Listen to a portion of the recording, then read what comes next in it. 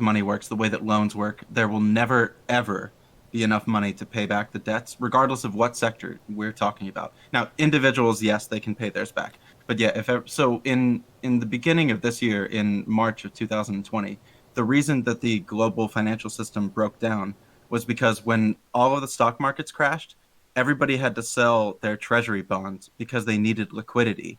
And when everybody around the world, not only the United States, but internationally, tried to sell all of their treasury bonds at once, it crashed that entire market as well. So you had like an entire global liquidity crisis because everybody was needing collateral and everybody was needing to pay debts all at one point.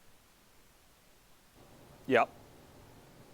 So yeah, I'm trying to think, is there a way, and also this would be like, it would be demand side stimulus where you would be giving people, you'd be alleviating them of their interest. I don't necessarily want to take their principal away. Um, Yeah. but I've been looking through the student loans, and it does appear that a lot of the loans are held by people in the upper two quintiles. So I'm not as maybe wanting to do that. But when I was trying to look through the data on who holds credit card debt, it does seem that more credit card debt per income is held down in the lower ends. So I'm Hmm. trying to think that there might be some type of way to do this, and you're not going to, make people not pay their principals. You're just going to stop them having to pay, interest Extra time interest and on time it. again. Right. What do you think about this? I mean, it sounds nice. It's a matter of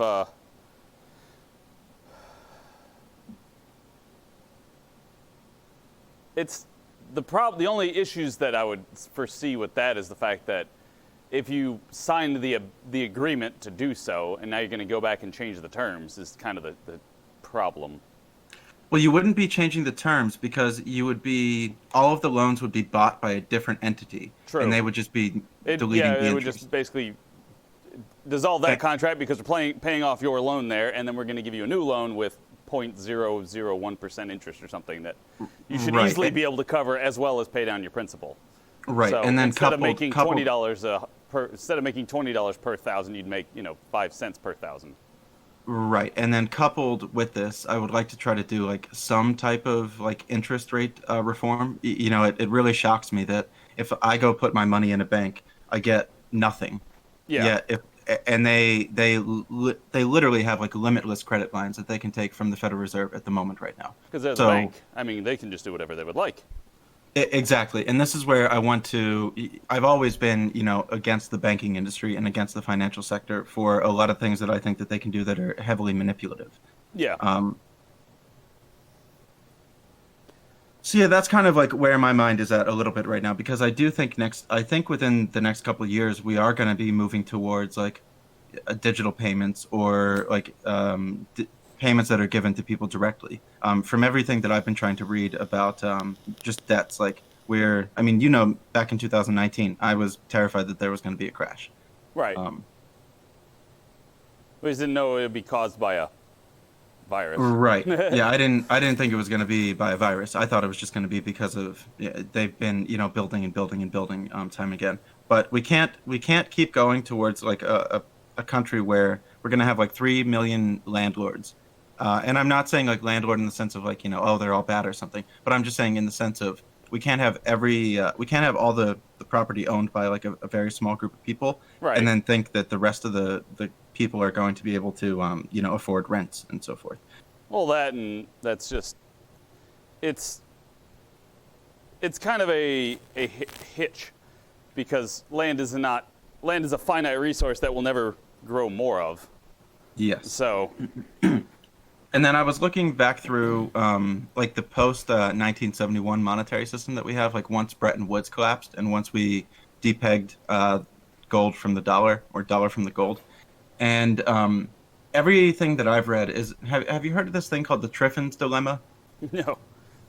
All right, so Triffin's dilemma basically states if you're the international reserve currency while you're a fiat currency, which is like a debt-based monetary system, you always have to run deficits into the international markets because the international markets need your dollars to pay for their, I'm just going to say oil, but they're going to pay for other commodities and so forth. So what does this entirely mean?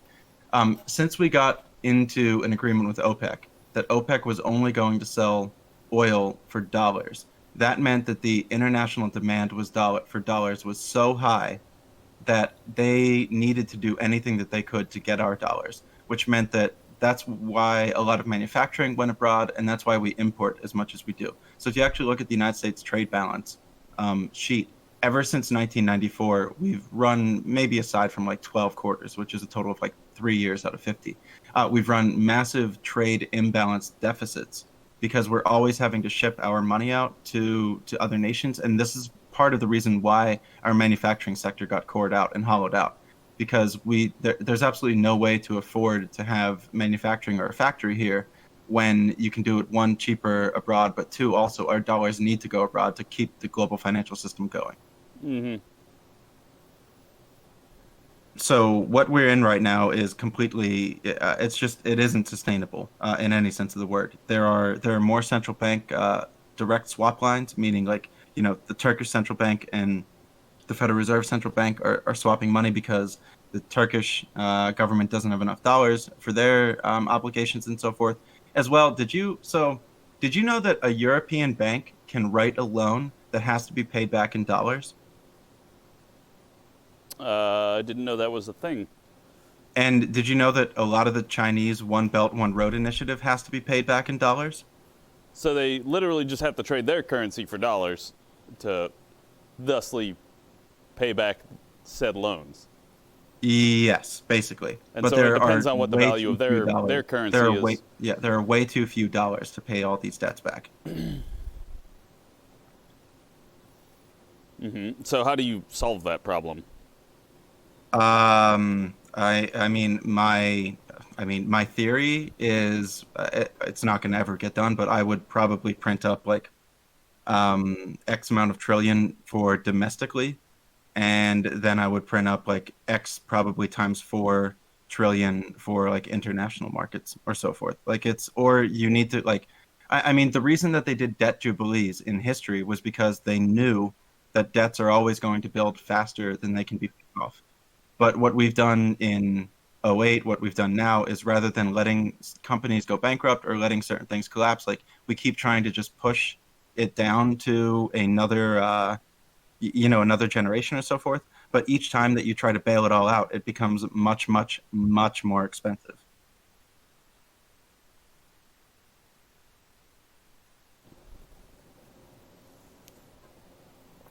Well, I mean, the question I would have is if you're printing that, or if you're putting that much money out there, isn't that just going to devalue the dollar? It would. This is where you can kind of try to look into maybe like debt forgiveness like packages, which I think are better than like printing a bunch more.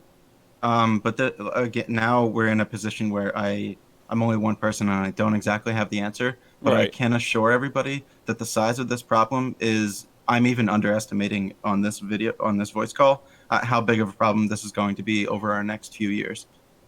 You can look at many of the different nations around the world right now that have had their currencies massively devaluing against the dollar, and that's because they keep having to go into the foreign exchange markets to get dollars to pay for their loans, and you get stuck into a spiral that's never ending.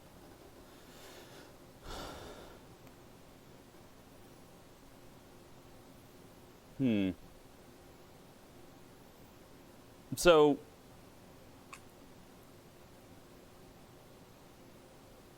I mean, I guess you would argue that wouldn't the optimal solution just be that we use one currency around the world because then it's all valued the same? We kind of do at the moment. That's why we're still somewhat the reserve currency. However, Russia and China don't really trade in the dollar anymore. China and Iran don't. Russia doesn't really trade in the dollar with the European Union as much as they once did. Mm-hmm. So, when you've heard people talk about modern monetary theory, right?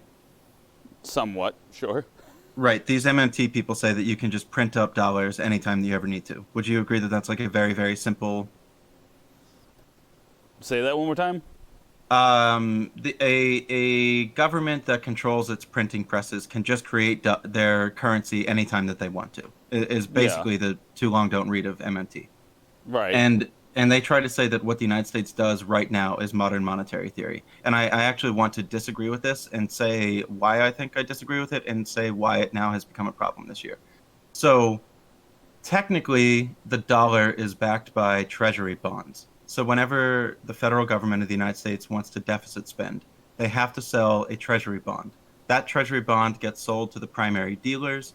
There are 24 primary dealers that have to buy all of the treasuries that get sold. It's their agreement, it's their mandate. These are the biggest banks. So they have to buy the treasury bonds.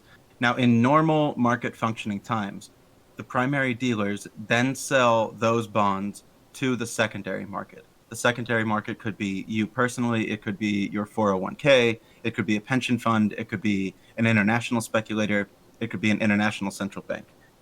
What has happened in 2020 for really what appears to me to be the first time in our modern history post 1971, there haven't been enough buyers for the treasuries that we have been deficit spending on. So instead of the primary dealers selling the treasuries to the secondary market, they've been selling them right back to the Federal Reserve Bank. And this to me is actually much closer to modern monetary theory because you're actually immediately monetizing the debt. So rather than it having to go out into different people to hold it, which means you're kind of just like shell game money around, when you sell the treasuries back onto the balance sheet of the Federal Reserve, that means that you're not actually taking money out of the system and putting it into treasuries. So we've actually, in my opinion, shifted from just like a type 3 fiat monetary system backed by treasury bonds to now like a 3.5 hybrid system where it is still partially backed by treasury bonds. But I was reading an article yesterday from Lynn Alden, or a couple days ago. For the first time ever, the Federal Reserve Bank of the United States holds more treasury bonds than all of the other central banks around the world combined. Basically, it's buying debt from itself. Correct. Yes. Right. Right. And I don't really have any kind of like problems with like federal debts if they don't do the treasury bond sales. But if you don't have buyers for the treasuries, it gets into a very weird, like our monetary system has changed since they began monetizing the debt. I just want to kind of like hammer home that like we are now in a different money system than we were in 2019. And I can send links for like where I get like my research from. I think you know well enough, Demon, that I usually try to read. I'm not worried that you're trying to like make something up or something. No, not at all. I think like I would say that of all the things that anybody would say about you is that you're at least honest with what you believe that you know based off the research that you've done. You're not just making it up. Is the short answer. Right. Yeah. Yeah, I've been reading a lot of work from Lynn Alden lately. I'll link her website in here. She's a big time hedge fund researcher and macro investor. But she wrote two papers that I think are really important for people to read at the moment. One is called Banks, Quantitative Easing, and Money Printing. It'll take about like 2.5 hours to read through the paper, and that's even if you have like a basic understanding of it. It's literally thousands of words. And the other one that she wrote was The Fraying of the United States Global Currency System. I think they're really important papers to read about like what's actually happening with money at the moment right now. Mm-hmm. So I think I have kind of a couple of questions and observations. One, you're talking about basically we need citizens to buy the treasury bonds. Citizens or anybody, yes. Anybody that's not the government itself. When citizens buy the treasury bonds, you're kind of shooting yourself in the foot for trying to do the fiscal spending. Because if you're spending into one sector, but you're making the citizens pay for it in another, you're not really creating any new money. You're just shifting the money. Do you see what I mean? Right, but if you were to take that money that you're shifting from one sector, putting it into another, the idea would be that the sector that you're putting it into would thusly be more productive and put money back towards the problem or the reason Correct. they borrowed Yes, in the correct. first place. Like, I borrow money for my business. I start my business, then I can start paying into the system because I'm paying taxes and not just sucking out money because I need the money. Correct. Right. Yeah, so the quantitative easing, the QE1, QE2, and QE3 that we did from like 2008 to 2014 did not actually inject cash into the system. The only thing that it did was it put reserves into the accounts of the commercial banks with the Federal Reserve. but those reserves they could not lend out into the market. They could not buy anything with it. So it's really just a shell game that they were doing before. However, now the quantitative easing that they're doing, because they're directly monetizing the debt, it's actually injecting liquidity. It's actually injecting money into the market this time. The other concern I have is that, honestly, far too many people are too fiscally ignorant to follow most of that or make, what's the term, any good observations or critiques of problems, because they just don't, the system is so overly weird and complicated, it's hard to explain almost. Yeah, I mean, it's taken me thousands of hours to get to this point, and I can barely explain it. Right. And then then we're hoping that, the average citizen who needs to vote and choose the leader who's going to deal with the situation the best have any idea what they're even talking about. Yeah. Yeah, no, you're completely correct. So I think, it's become, first, if I was going to try and solve the solution, the first thing I would do is, one, try and break it down to really simplistic terms as to how to explain these certain situations.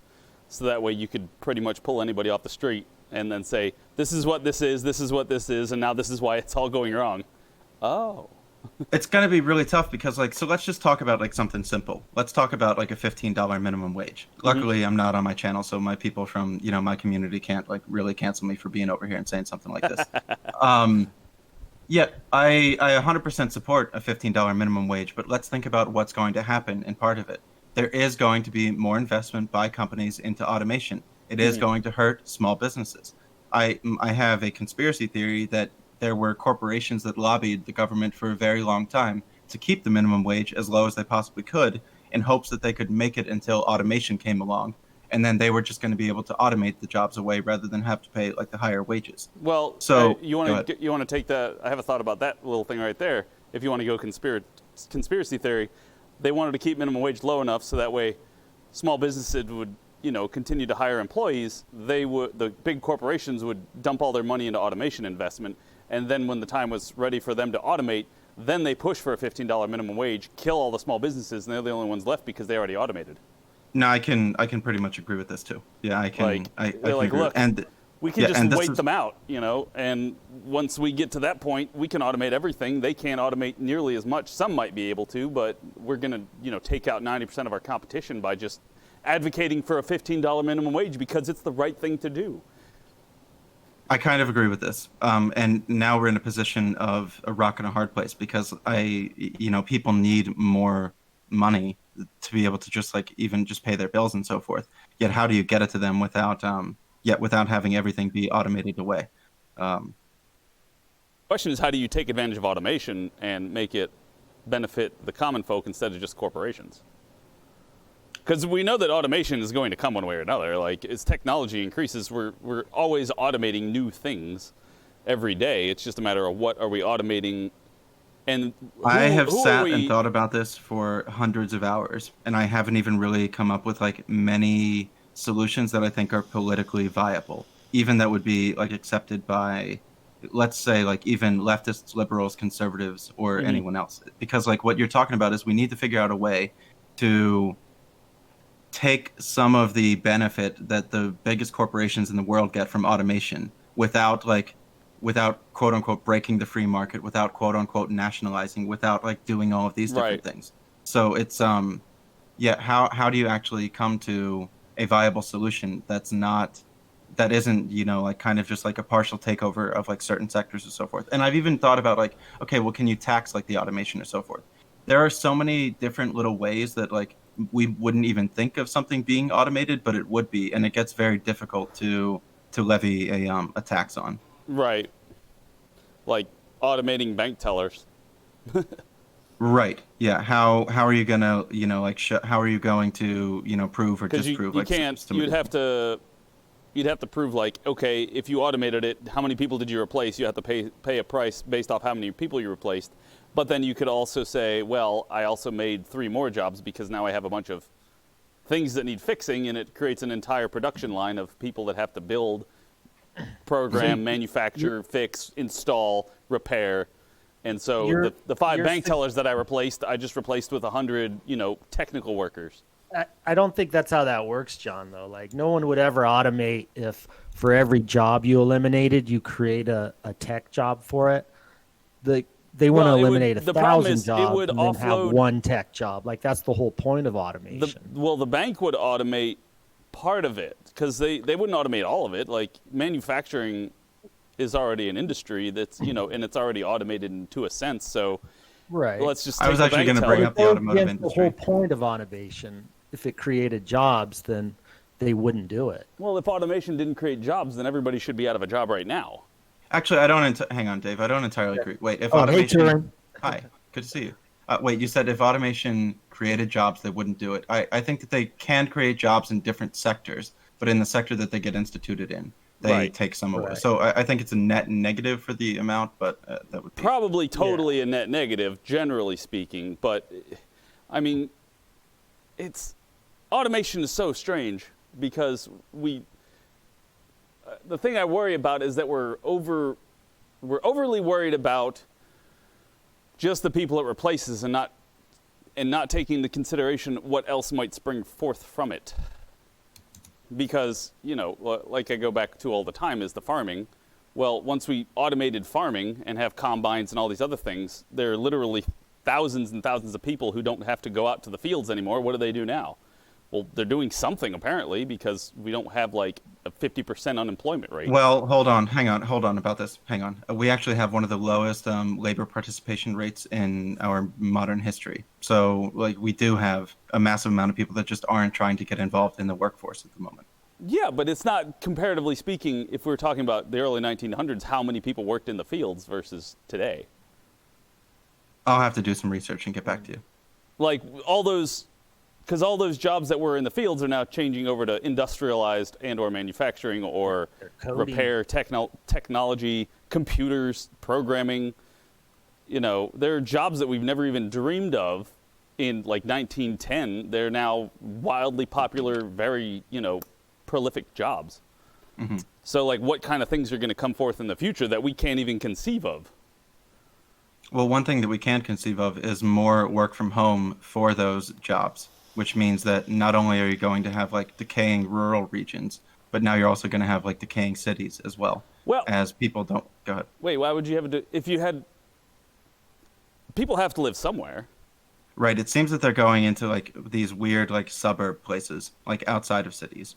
But yeah, the suburb market is exploding right now, and there's one reason for that. That's everybody knows that working from home is the direction. But I would argue that then you think then it would be a good reason to get more internet further out to the rural areas because people will be like, hey, I don't have to go anywhere for work. I can have 5 acres and a farm. I have been begging for a rural broadband infrastructure investment program. And there was one thing that I had my fingers crossed for with Don T was that he said he was going to do an infrastructure program. And I don't give a shit who does it. I don't care if it's Demon. I don't care if it's Don. I don't care if it's Soleimani, who's not with us anymore. I wanted anybody to do an infrastructure investment. Isn't that what Elon Musk is doing with the space? Basically with the internet? the that's wireless what I thought he was doing. space internet. Yeah, Starlink. Yeah. Starlink. There it is. Yeah, It is Starlink. Starlink is wonderful. However, now it appears that we've gotten into a problem where we've put up too much space junk. Yeah. That it's going to be harder and harder to Hey, launch but- rockets and so forth. There you But- go. There's more careers and jobs that if we have more people with free time, we can start investing in. Clean up the space junk.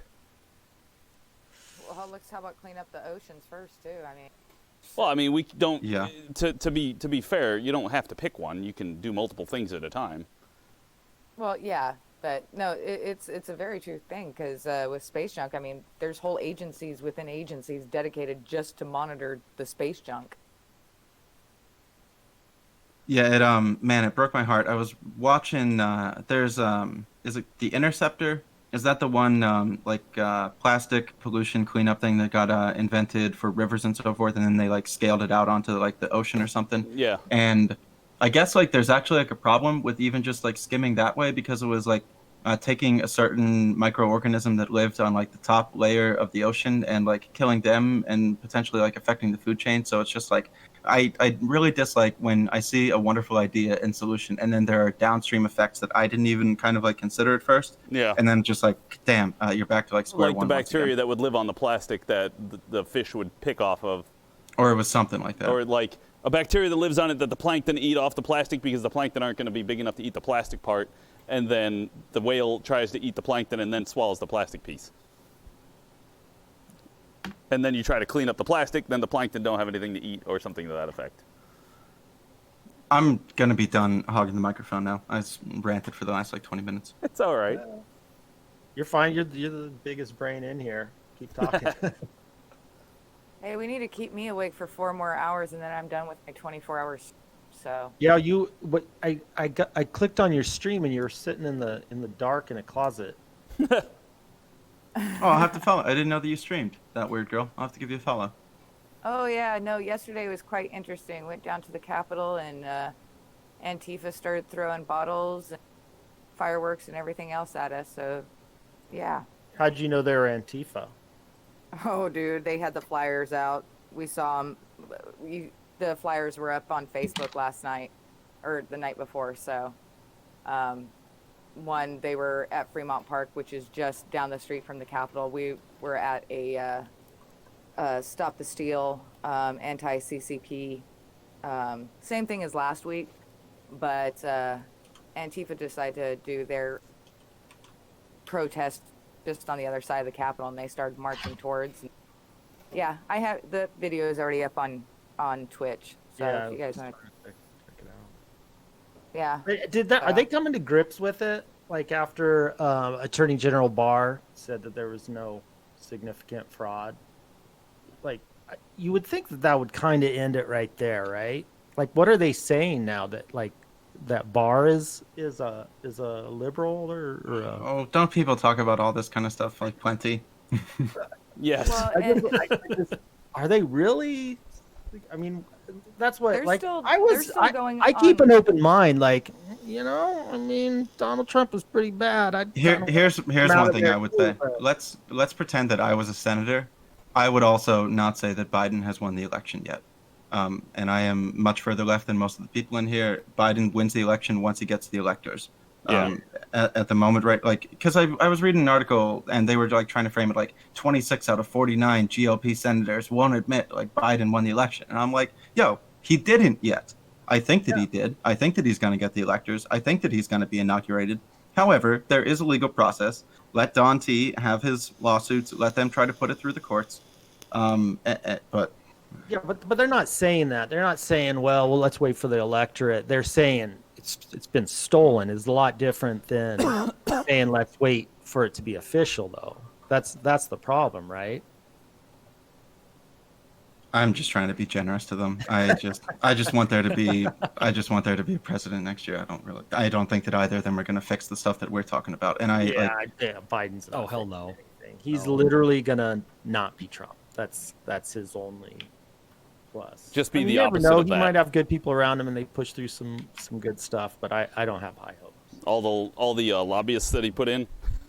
Is that what he's doing? But I haven't even really paid attention. I was reading something about that. yeah, there's been a decent amount of consultants or lobbyists or so forth. Don't they all do that though? Like, isn't it? Of course they do. I mean, if anyone expected Biden to be anything but a neo-lib, like, come on.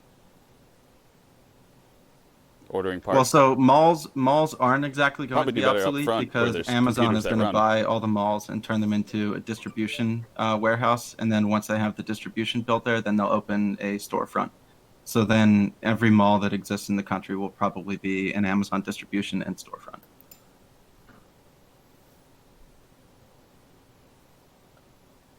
Possibly. I mean, I could see that. Did I mean, they almost tried to buy JCPenney when they were going through bankruptcy to already get their footprint. What happened with that? Why didn't it go through? I don't exactly remember. I don't know. I think sometimes Bezos even gets concerned that he'll eventually get clapped for monopoly. Or make a bad investment and tank the whole thing? No, you can't. No, there's no way that could happen. It can't be done. They're too big. His only That's what real they said about fear the bank. is anti-monopoly, anti-trust, whatever that's called. Antitrust. and Walmart getting their shit together and competing. Those are Weird girl, were you saying that's what they said about the banks? Yeah. They said they were too big to fail.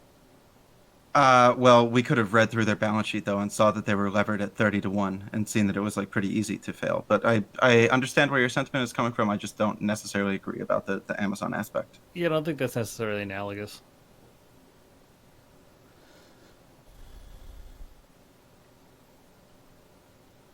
Back to trying to think about like how to fix, like the money thing for the everyday people. I am still somewhat thinking that we need to reevaluate our relation with the banking sector, with how we do loans, with how we do finance and so forth. We can't continue to just have everything inflate into finance, insurance, real estate forever. I mean, the Dow Jones is at the highest that it's ever been at, and yet our labor participation rate is pretty much at the lowest that it's ever been at. That yesterday touring that documentary. The Princes of the Yen. Yeah, dude, that was terrifying. Like it was from what, the 80s, right? No, I think the book got written in 2014, but it was about what happened in Japan. I'll link it. Yeah, I'll link it. It was about the crash of the 80s or 90s in Japan. And they literally broke it down. And it was like, oh, that's happening right now here in America. Like it was line by line terrifying. It was basically the banking system was encouraged to give more and more loans at lower and lower interests and value property at higher and higher rates, because like when you're in an asset-based economy where like we can't really have a correction in home prices in the United States, because if that happens, it's going to blow up banks' balance sheets and pension funds. And you can't really have a correction in the equities market because that's all tied into CDOs or so on or so forth. So we're in a system where all of the assets continuously have to inflate. And if they deflate, then you have shocks come off in all different sectors of the market that one wouldn't realize. And a perfect example of this is I'll return us back to March of 2020 when all of the equities crashed and people needed liquidity. Everybody went to sell their treasury bonds. When they sold their treasury bonds, if you look it up, the Federal Reserve Bank had to buy $500 billion worth of treasuries. And then that wasn't enough. And they had to buy another $1 trillion worth of treasuries just to make sure that there was A, enough liquidity in the market, but B, that the treasuries could also be like accurately valued once again. And now that the boomers are going to be retiring and they're going to have to sell off their equities portfolios, or they're going to have to sell off the property that they have to either move into a downsize somewhere or move into like a care facility or so forth, who is going to buy the homes in the older towns where the younger generations don't want to live? Or how is the younger generation going to afford to purchase the inflated equities when they don't have enough money to do that either?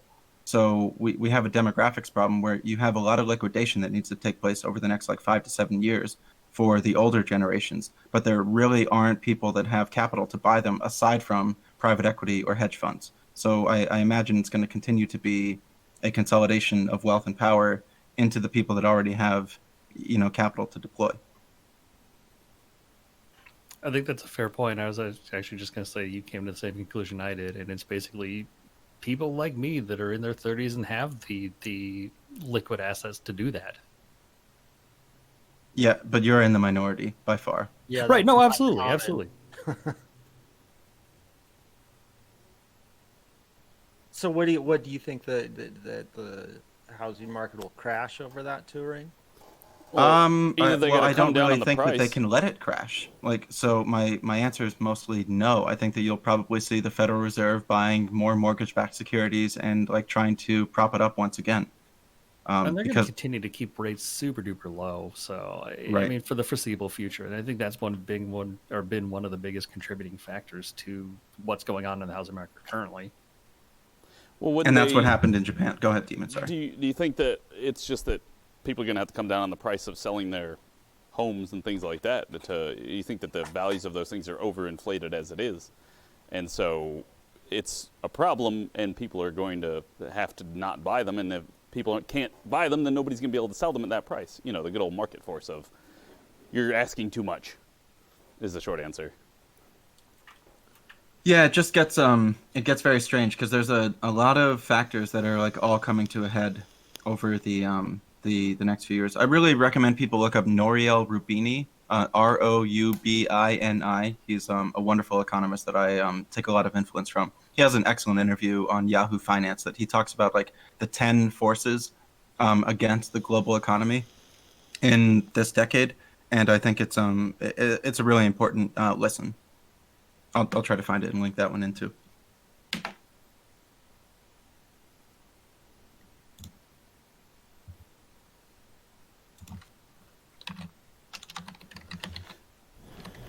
Sorry, I don't have more solutions. No, it's all right. I mean, it's better to have more people thinking about a solution than than nobody. How dare you, one person, not have a solution to this massive problem? There's the interview that Rubini did with Yahoo Finance. So he talks about how deglobalization will lead to like an increase in prices. Dave gifted a tier 1 sub to Rusty Shackiford. They have given 61 gift subs in the channel. Thank you, Dave. Squeaky wheel gets the grease.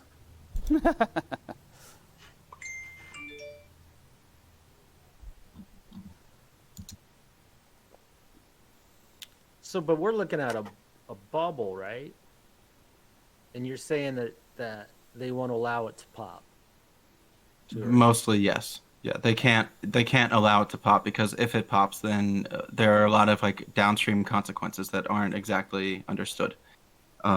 Let's talk about like another bubble. Let's talk about the natural gas sector of the United States. The only way that the fracking industry got financing was for two reasons. One, they could get loans at ultra low interest rates. And two, they were able to predict that they were going to be selling oil for $70 to $75 a barrel. Yeah, expensive oil makes it profitable for them.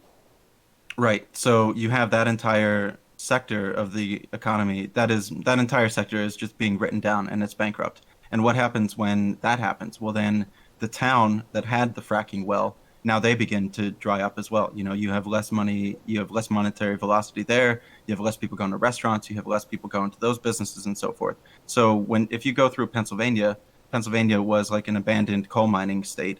Yeah. And you can go, I mean, my hometown had a peak population of 15,000 people. It's down to 4,000 people. And you can find towns like that all across Pennsylvania. And those are the abandoned towns that I was like mentioning before Demon, where yes, there is an exodus of people out of cities, but they're not going back to those areas. They're kind of going to, more of like a suburb style. Go ahead. I think the problem with going back to some of those areas is people really need to be ready to, I don't want to say bootstrap it, but they're going to be ready to not have a lot of the amenities they do in a suburb or something like that.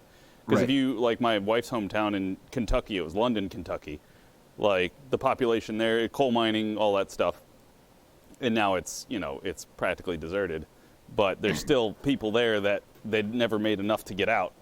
And so there's like one Walmart, there's one fucking McDonald's, and that's kind of like it. So if you move to said place, then all you have to shop at is one Walmart, and there's very little in the way of restaurants or anything of that nature, because nobody there has any money to start any businesses, because there's no money coming in. But and there's going to be less restaurants next year because they're all going to be shut down. Did you see that the interview of that guy in Michigan, the restaurant owner in Michigan, from like 3 days ago? No, maybe, I don't know. There was some news reporter out doing like a live segment, and this guy came up behind him, he like started. Yeah, right. I mean, he's completely correct. Yeah, the guy is completely right. Like you can't sum it up for everybody who didn't see it real quick.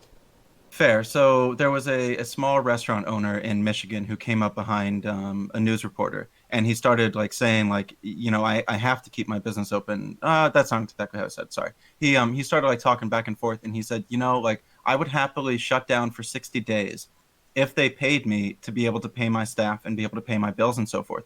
But how is it okay that you can go to an airport, that you can go to Walmart, that you can go to Target, that you can go to all these other places, that you can be within 3 feet of one another, that you can be dining, that you can be doing all this kind of stuff. But then I'm not allowed to do anything. Like I have 3 kids, I have a wife, I have grandparents, like I've been like a pillar in my community for a very long time.